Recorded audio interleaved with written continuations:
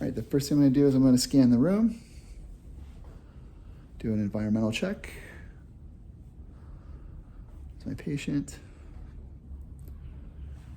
All right, very good. Again, this is where the camera is going to be. All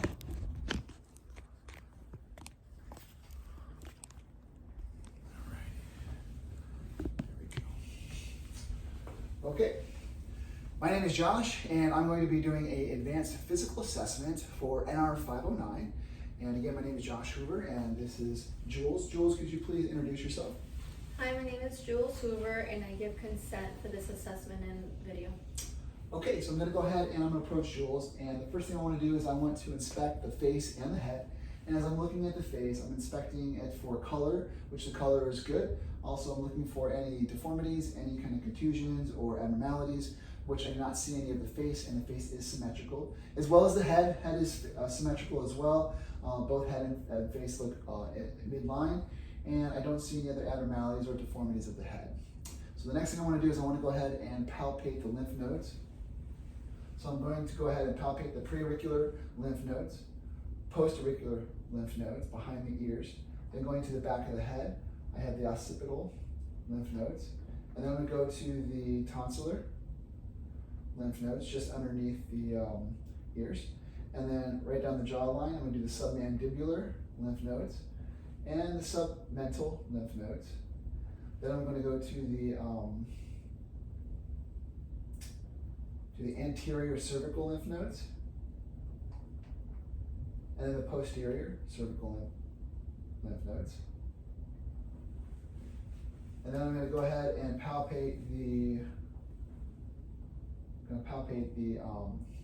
supraclavicular lymph nodes. And as I'm palpating those, I don't notate or notice any kind of swelling. And Jill, did you have any discomfort or pain when I palpated? No. All right, very good. The next thing I'm going to go ahead and do is I want to assess cranial nerve 5, which is the trigeminal nerve. I'll do that by palpating the masseter muscle as she clenches down. This is a motor component, and I don't notice any kind of deformity, and her strength is really good.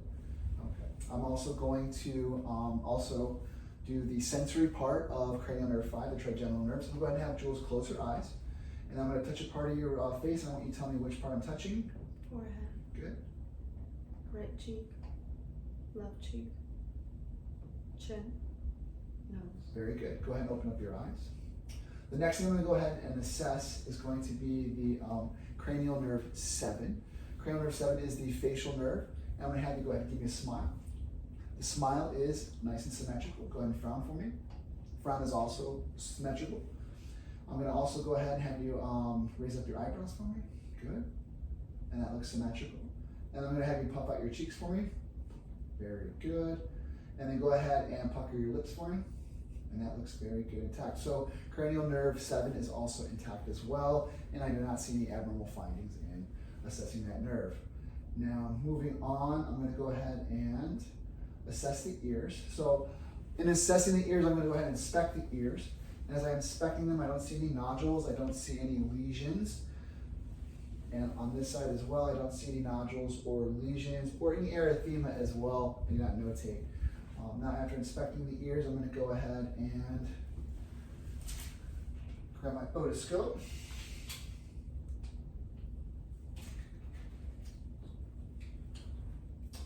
You can go ahead and turn your head this way for me.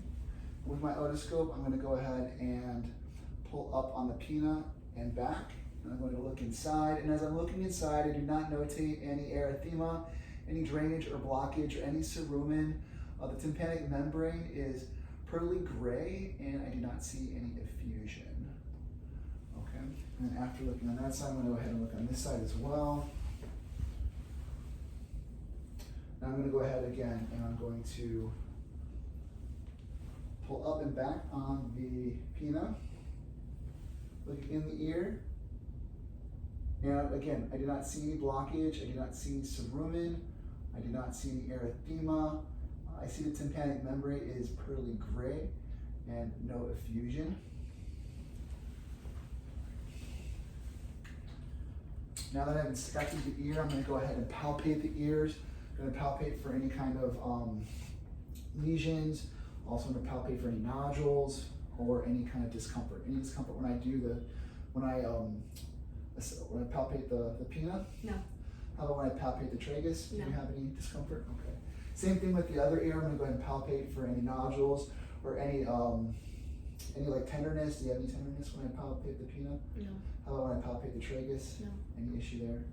No. All right, very good. The next thing I want to assess for is I want to assess cranial nerve 8, which is the acoustic cranial nerve. So what I'm going to have Jules do is I'm going to have you cover your right ear, okay? And then I want you to tell me what I'm saying. 1, 2, 3. Good. Go ahead and cover up the other one. 4, 5, 6. Very good. So the acoustic nerve is intact. Okay. Now the next thing I want to go ahead and inspect or assess is going to be the eyes. I'm going to go ahead and look at the eyes. I'm going to look at the conjunctiva.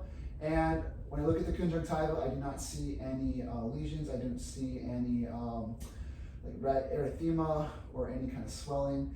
Sclera is white and it is clear. And now I'm going to go ahead and assess cranial nerve 2, which is the optic nerve. And I'm going to go ahead and use a Snellen chart to do that. So I'm going to stand 6 feet back. And Jules, if you could cover your right eye for me, go ahead and read for me the bottom line, or the line that you can see the furthest down. The bottom one. L, T, F, P, H. Very good. Go ahead and cover the other eye for me, please. When you do that, what are you able to read? L, T, F, P, H. Very good. Now go ahead and both eyes. L, T, F, P, H. Excellent. Based on the Snellen chart, Jules has 20/20 in the right eye. She also has 20/20 in the left eye and has 20/20 in both eyes. The next thing I'm going to go ahead and have Jules do is I want her to go ahead and stand up for me. And we're going to continue to assess cranial nerve 2, the optic, and we're going to do that by testing peripheral. So what I'm going to have you do is have you look forward or look at me, okay? And then what I want you to do is when you can you see my hands right now? No. Tell me when you can. Yes. Okay, very good. All right. Can you see them now? No. Yes. Good. I'm going to go below. Can you see them now? No. Yes. Good. Okay, great. So again, cranial nerve 2 optic is still intact. And go ahead and have a seat for me. The next thing I also want to test is going to be pupillary response. I'm going to go ahead and assess the pupillary response. Okay. Go ahead and look at my nose. Okay.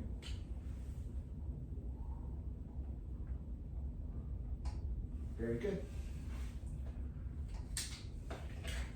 Her pupils are equal, round, and reactive to light, and they are at 2 to 3 millimeters.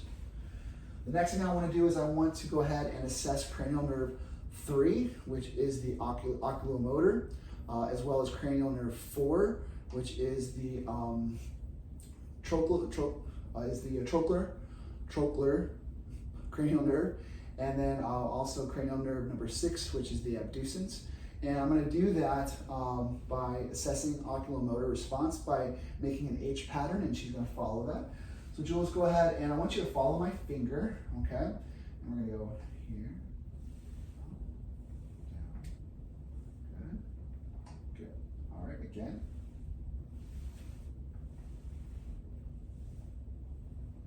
Very good. And in doing so, I notate that all EOMs are intact.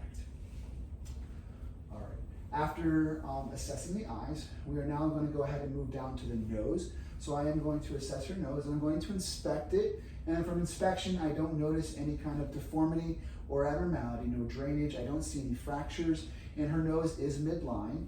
And after inspecting her nose, I'm then going to go ahead and inspect the inside.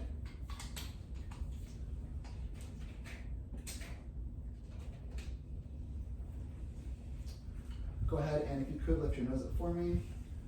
I'm going to go ahead and look inside the septum of the left nostril, and as I look inside, I'm going to go ahead and look at the turbinate of the left nostril, and as I look at the left turbinate, it does look pink and moist. Then I'm going to look at her septum, and it is not deviated. It is in fact midline. Looks very good. All right. I'm going to go ahead and look at the right turbinate. So looking inside, I'm looking at her right turbinates, and they are pink and moist as well. And I'm going to look at her septum, and it is midline as well too. So no sign or symptom of deviated septum. All right. The next thing I'm going to do is I'm going to go ahead and inspect or assess her mouth. So inspecting the lips, they do appear to be pink and moist. Go ahead and open up your mouth for me.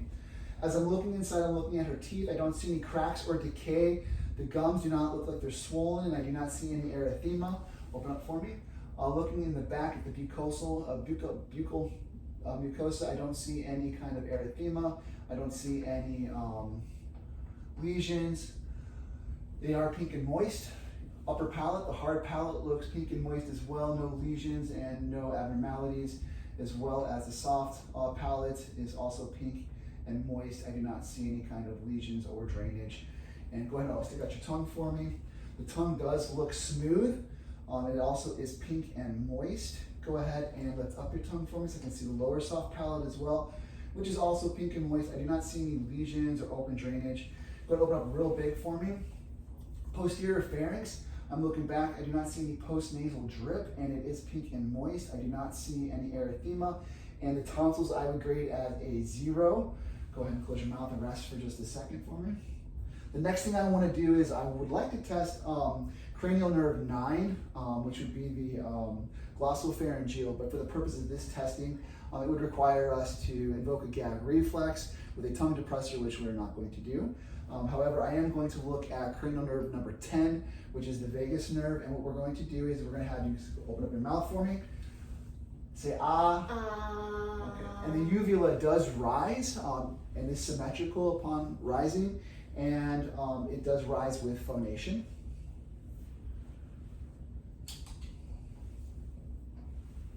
All right, good. Okay. After assessing the mouth, I'm going to go ahead and actually we're going to do the cranial nerve. We're going to do cranial nerve 12, which is the hypoglossal. And what I'm going to have Jules do is I'm going to have her stick out her tongue and move it back and forth. All right, very good. And in seeing her do so, it is intact, and she does it very well. Let's see here. The next thing I'm going to go ahead and have Jules do is, so I'm going to go ahead and assess the TMJ joint, which is the temporal mandibular joint.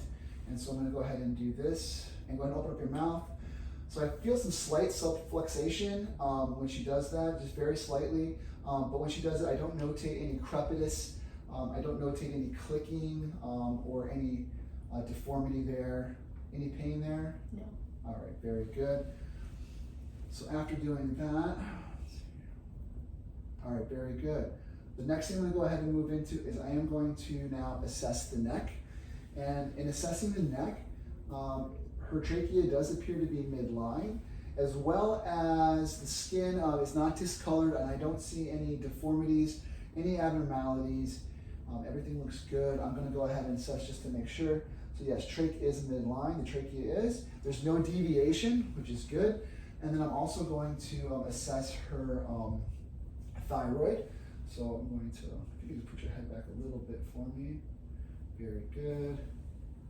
And so in assessing the thyroid, go ahead and swallow for me real quick. When she does that, I don't feel or notate any nodules. I'm going to check one side and then I'm going to check the other. Go ahead and swallow for me again. And again, I do not feel or palpate any kind of like nodules or masses. The next thing I want to do is I do want to assess her carotid pulses. So I'm going to check one at a time.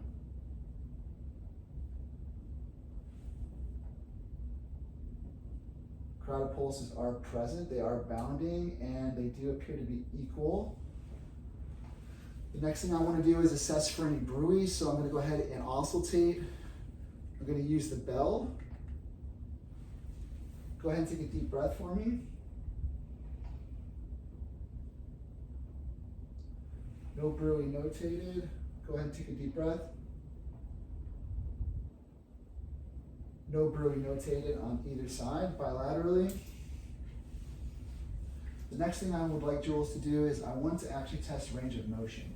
So I'm going to have Jules do is touch her chin to her chest. Good job. Go ahead and look back up to the ceiling. Very good. Now I want you to go ahead and take your right ear, your right ear, touch it to your shoulder. Oh, sorry. Right ear to your shoulder, good. Left ear to your shoulder, excellent. Now go ahead and look over your right shoulder, and then look over your left shoulder. Her range of motion is intact. Okay. After looking at the neck, I then want to assess cranial nerve 11, which is the spinal accessory. So I'm gonna put my hands here. Go ahead and lift your shoulders up. Do it again for me. Good job. Okay. So both rise up with good strength bilaterally. So cranial nerve 11 is intact. The next thing I want to do is I do want to assess the heart. So I'm going to use both auscultation and the bell to do that. Starting with the bell. So I'm going to start with second intercostal, right sternal border. And then we're going to go to the pulmonic, second intercostal, left sternal border. Erb's point, which would be third intercostal space, left sternal border. And the tricuspid, which is fourth intercostal, left sternal border. And the mitral, which is fifth intercostal space, mid-clavicular. Very good. Now I'm going to switch over to my diaphragm. Go ahead and start over again. Let's go second intercostal space, right sternal border for the aortic. Very good. Then we're going to go over to the pulmonic, second intercostal, left sternal border. Erb's point, third intercostal, and it's going to be the left sternal border. Then the tricuspid, fourth intercostal space, left sternal border. And then mitral, fifth intercostal space, mid-clavicular. And there are no abnormal heart tones notated on auscultation or through the bell. The next thing we're going to go ahead and do is we're going to go ahead and inspect the chest. So with the chest, I'm looking for symmetry, which symmetry looks very good. I also do not see any deformities of the chest or any kind of abnormalities. And it looks as she breathes and her lungs expand, it does so equally. I'm going to go now ahead and auscultate lung fields. I'm going to start in an intercostal space and work my way. And just take some nice breaths. Good. Very good.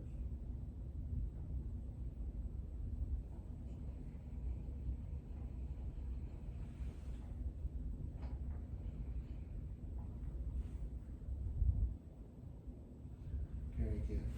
And now that I've done the anterior side of the chest with lung sounds, I'm going to have Jules go ahead and stand up for me.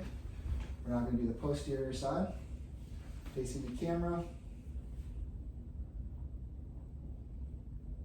Good.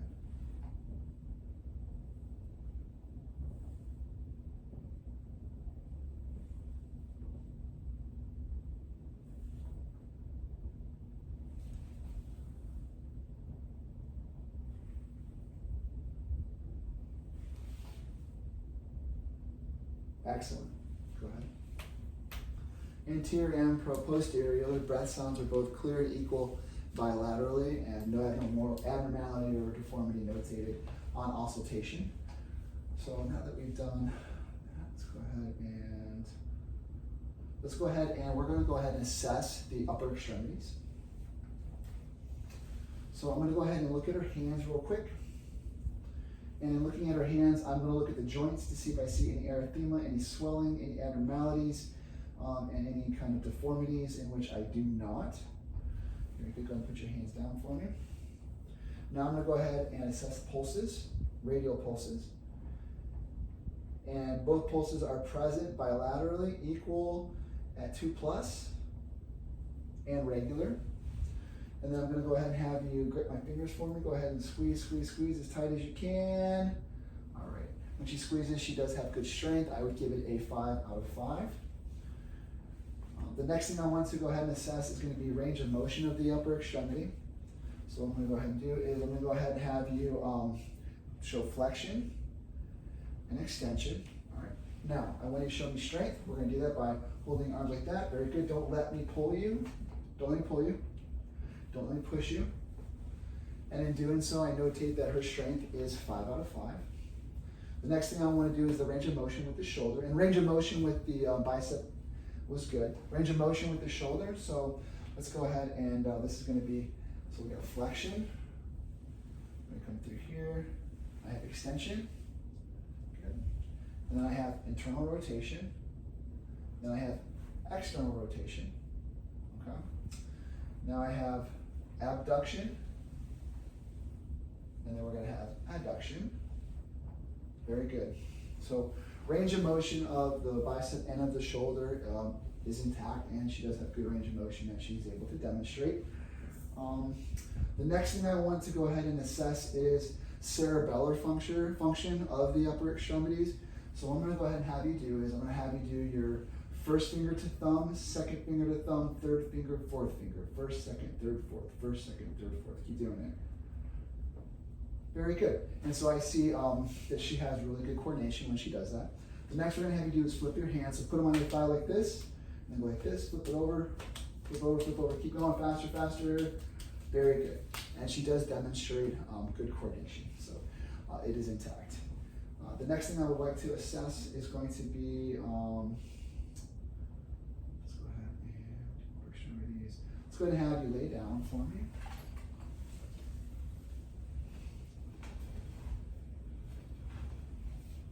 You just scoot down just a little further. Just at the bottom. Okay, that's perfect. All right. So the first thing I want to assess is the abdomen. I'm going to look at the contours of the abdomen and to see if I see any kind of just abnormalities, if I see anything that stands out that doesn't look normal. Looking at the contours again, and I don't see any distortions either. After inspection, I do want to go ahead and auscultate.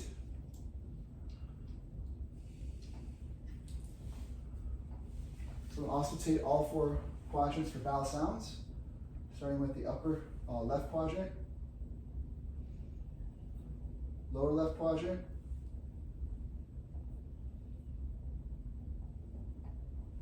and then I'm going to go to the lower right quadrant and the upper right quadrant. Very good. And I do hear vowel sounds in all 4 quadrants.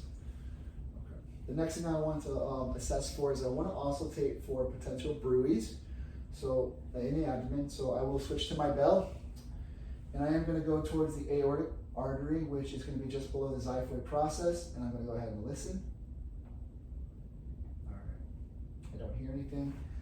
Then I'm going to go to the left renal artery, which is lateral to the umbilicus, but right above,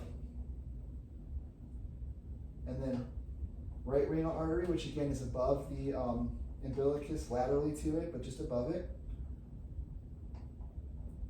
Then the right iliac, which is below the umbilicus, lateral. And the left iliac, which is again lateral and just below the belly button. And in doing so, I do not hear any bruits. I'm now going to go ahead and percuss in all 4 quadrants. Do not notate any tympany, any dullness or flatness when doing so. And now I'm going to also, I'm going to palpate all 4 quadrants. And I'm looking for any tenderness or any masses. Any tenderness? No. Any tenderness? No.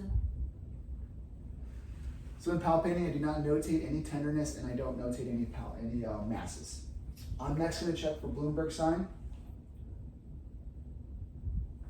When I released you, did you have any pain? No.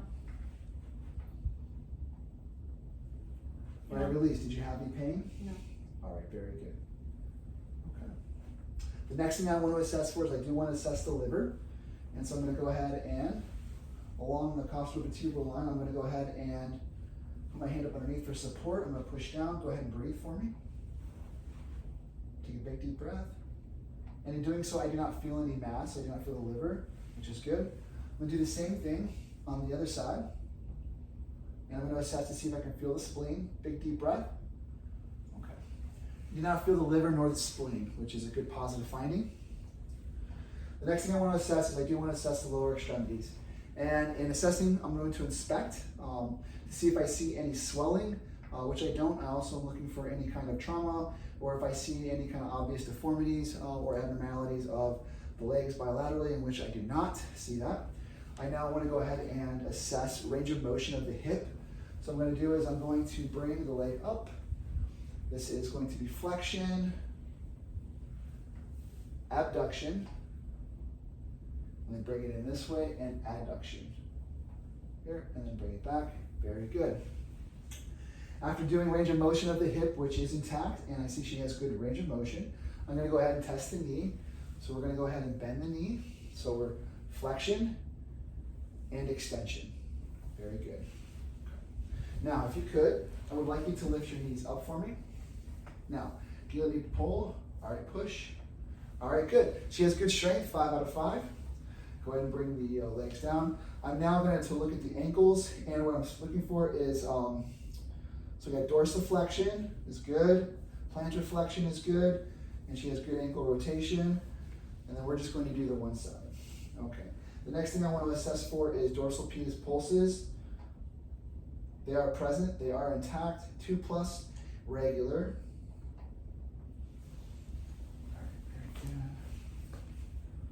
All right, go ahead. I'm going to have you guys sit for me again. Also now I want to test for deep tendon reflexes. So I'm going to go ahead and do the bicep tendon to start. Okay, good. And then we're going to do the patella tendon reflex. So I have a good positive reaction. And then the Achilles. Nice, easy, very. Oh, good, got a good reaction there. So deep tendon reflexes are intact. All right, next thing I want to go ahead and do is, all right, I want you to go ahead and stand up for me. Now return to the camera. I'm now going to inspect as well as palpate the spine. And as I'm doing so, I'm just looking for normal curvatures as well as taking minor notes any abnormal curvatures, which I do not see. I do not see any deformities or abnormalities of the spine. Go ahead and bend over for me. Touch your toes. Same thing, assessing the spine. It looks like she has really good range of motion, and I do not see any abnormalities or deformities. Go ahead now, I want you to look back, actually, kind of bend back. Very good, excellent. Now turn this way for me. What I want you to do is I want you to go ahead and lean to one side, as far as you can there, good. Lean to the other side, excellent, perfect. Now go ahead and rotate. And so she's demonstrating good range of motion of her spine. Okay. The next thing I would like Jules to go ahead and do is, I'm gonna go ahead and do a test for Romberg. So I'm gonna go ahead and put my hands here, close your eyes for me. And as she's doing that, I do not see any swaying or movement, which is very good. Excellent. The next thing I want you to do is I want you to go ahead and I want to inspect your gait. So go ahead and walk that way for me. Looks like she has a nice, good, wide gait. Keep coming. Do not see any abnormality in the gait. Go ahead and have a seat for me. The last thing I want to do is just kind of go over and see if there's anything that I'm missing. The only thing that comes to mind that I believe I am missing is I need to check the hands again for capillary refill. So both bilaterally, so I'm going to go ahead and pinch the fingernail, and the blood or the finger goes from white to pink in less than 3 seconds, meaning that she has good cap refill bilaterally.